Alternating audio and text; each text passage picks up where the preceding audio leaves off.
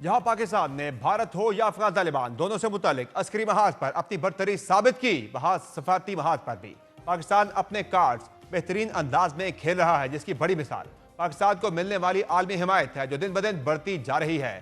آج دوحہ میں پاکستان اور افغان طالبان کے درمیان مذاکرات کا پہلا دور مکمل ہو گیا ہے اور کل مذاکرات پھر سے شروع ہوں گے، جہاں پاکستان کا موقف واضح بھی ہے اور دو ٹوک بھی، اور سب سے بڑھ کر امن کی خواہش کا ہے۔ اہم سوال یہ ہے کہ کیا افغان طالبان اور ان کے پیچھے موجود طاقتیں پاکستان کے اس مفاہمانہ کردار کا خیر مقدم کریں گی، یا وہ اس ہی روش پر برقرار رہ کر وہی نقصان اٹھائیں گی جو حال ہی میں بھارت کو اٹھانا پڑا ہے۔ اس متعلق مزید بات کریں گے، میں جوائن کیا ہے دوحہ میں موجود سینئر صحافی حسن عبداللہ نے، جبکہ ہمارے ساتھ موجود ہوں گے دفاعی تجزیہ کار ایئر مارشل ریٹائرڈ ارشد ملک۔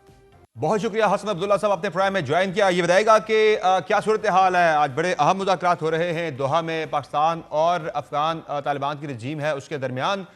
کیا سمجھتے ہیں یہ معاملات کس طرف جا رہے ہیں؟ افغانستان کی جو وہاں پہ نمائندے آئے ہیں مان لیں گے جو پاکستان کی ایک نکاتی ڈیمانڈ ہے ان سے کہ اپنی سرزمین کو استعمال نہ ہونے دیں پاکستان کے خلاف؟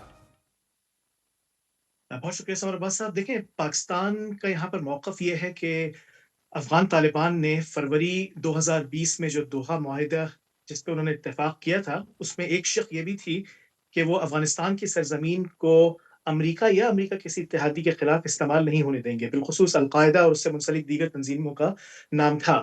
تحریک طالبان پاکستان کے القاعدہ کے ساتھ جس قسم کے تعلقات ہیں یہ بہت واضح ہے، تو پاکستان کا یہاں پہ موقف یہ رہا ہے کہ طالبان اس معاملے میں ان کے ساتھ کسی قسم کا کمپرومائز نہیں کیا جا سکتا کہ وہ تحریک طالبان پاکستان یا دیگر دہشت گرد تنظیموں کو اس بات کی اجازت دیں کہ وہ افغانستان کی سرزمین استعمال کریں پاکستان کے خلاف۔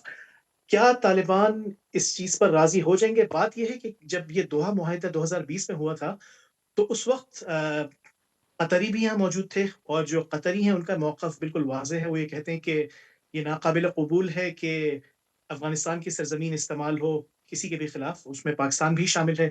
تو قطریوں کی طرف سے بھی اس معاملے پر دباؤ ہے۔ ظاہر ہے وہ ایک کیونکہ ہوسٹ کا کردار ادا کر رہے ہیں تو وہ ڈائریکٹلی اس میں کم سے کم پبلکلی بات نہیں کر رہے، لیکن ان کی طرف سے بھی یہی کوشش ہے کہ افغان طالبان اس معاملے کو سمجھ جائیں اور جو ٹی ٹی پی یا دیگر تنظیمیں ہیں ان کو کسی قسم کی کھلی چھوٹ نہ ہو۔ صحیح، تو یہ بتائیے گا کہ کیا اپڈیٹ ہے آج کے جو مذاکرات ہو رہے ہیں ان کے حوالے سے؟ پازیٹیو رہا ہے آج کی جو ایک بیٹھک ہوئی ہے؟ دیکھیں، اب تک جو موقف ہے وہ یعنی سامنے رکھا گیا ہے، اور بات یہ ہے کہ افغان طالبان تو اس بات کو فی الحال ماننے کو تیار نہیں ہے کہ انہوں نے تحریک طالبان پاکستان یا بی ایل اے جیسی تنظیموں کو کسی قسم کا لیوریج فراہم کیا ہو یا ان کو کھلی چھوٹ دی ہو۔ وہ اس بات سے انکاری ہیں۔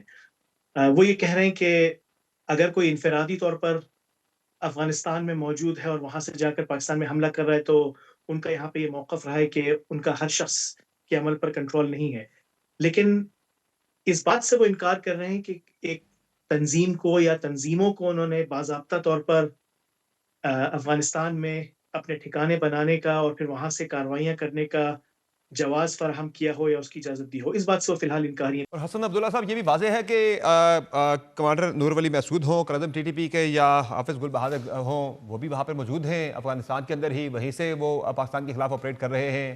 آپ کے بھی ظاہر ہے ملاقاتیں ہوئی ہیں کچھ لوگوں سے اور اطلاعات تو یہی ہیں، اور اسے افغانستان ڈینائی تو کسی صورت کر ہی نہیں سکتا۔ بالکل، نہ صرف تحریک طالبان پاکستان بلکہ مختلف تنظیمیں ان کی افغانستان میں موجودگی رہی ہے، اس بات سے انکار کرنا تقریباً ناممکن ہے۔ نہ صرف اس پر بہت واضح انٹیلیجنس موجود ہے بلکہ صحافیوں کی ملاقاتیں رہی ہیں۔ مثال کے طور پہ جب تحریک طالبان پاکستان سے الگ ہو کے جماعت الاحرار بنی تھی تو وہ بھی وہاں پر موجود تھی۔ مختلف ان کے جو کرتا دھرتا ہیں وہ بھی افغانستان میں مارے گئے۔ تو اس بات سے انکار کرنا تو یعنی مشکل ہے، اور کسی بھی مذاکرات میں اگر افغان طالبان اس بات سے انکاری ہوتے ہیں کہ تحریک طالبان پاکستان افغانستان میں موجود نہیں ہے تو ان کو کوئی بھی سنجیدگی سے اس چیز پر نہیں لے گا۔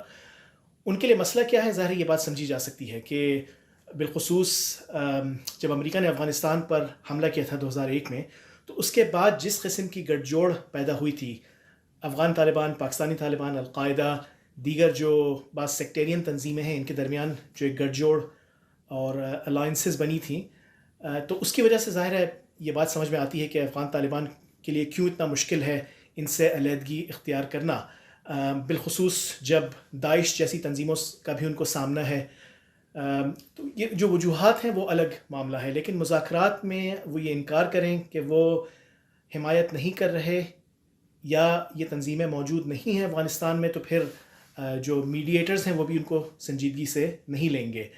اب ظاہر ہے گیو اینڈ ٹیک کس قسم کا ہوتا ہے اس پر بات ہو رہی ہے. موجودہ فوکس تو سیز فائر پر ہے کہ فوراً جنگ بندی کی جائے، اور اس کے بعد جو پاکستان کا مطالبہ ہے، پاکستان اس پر قائم ہے کہ افغانستان کی سرزمین اگر استعمال ہوتی ہے کسی بھی ملک کے خلاف تو پھر وہ دوحہ معاہدے 2020 کی خلاف ورزی ہوگی، اور پھر ہو سکتا ہے پاکستان افغانستان پر پہلے ہی سینکشنز موجود ہیں وہ کارڈ استعمال کرے کہ اگر وہ دوحہ معاہدے کی پاسداری نہیں کرتے تو پھر ان پر سینکشنز بڑھائی جا سکتی ہیں.